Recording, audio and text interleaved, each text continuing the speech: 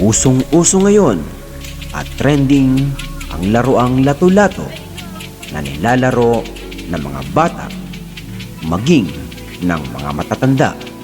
Alam nyo ba kung saan nagsimula ito at ano ang kahulugan ng larong ito? Tara na at ating alamin.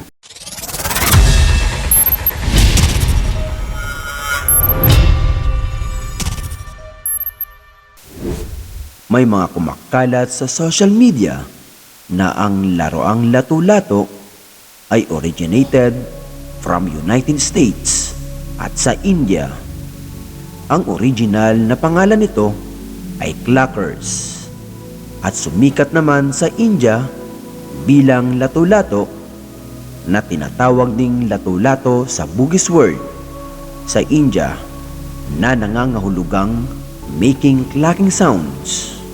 Nag-originate siya sa US noong panahong 1960 hanggang 1970 at ito ang nakakabigla.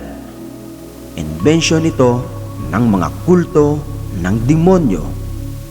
Ang paulit-ulit na hand signal at ingay na ginagawa nito ay ang nagpapalakas sa presensya ng demonyo.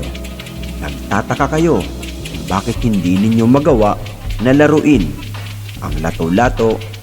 May tamang paglalagay pala iyon sa ating mga kamay. Ang motion kung saan effective ang laruan ay ang eksaktong hand sign ng demonyong si Baphomet.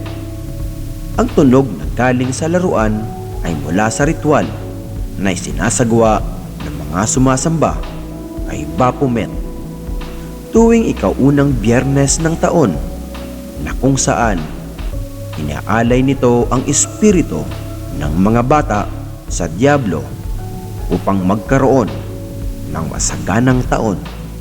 Ang tunog na tak-tak-tak ay sumisimbolo sa numero ng mga demonyo. Una, ang tak ay may 3 letra na kung uulitin mo ng 3 beses ay may mabubuo kang numero. Halimbawa na lamang, ang salitang tak equals 3. Ang tak, tak, tak ay equals 3 plus 3 plus 3 equals 9. At kung uulitin natin ng 3 beses ay makukuha mo ang sagot na 39 na kung ihahambing mo ay magiging 999 at kung babaliktarin mo ay magiging 666 na simbolo ng demonyo. At yun ang sumisimbolo kay Baphomet. Hindi pa ba kayo nagtataka bakit mainit ang panahon? Ito ay sa kadahilanang unti-unti nang bumubukas ang pinto ng impyerno.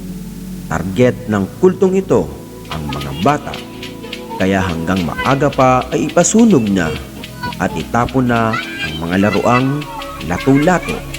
Kung nagustuhan mo ang ganitong mga video, pakishare na rin sa iyong mga kaibigan at kapamilya. Maraming salamat. God bless!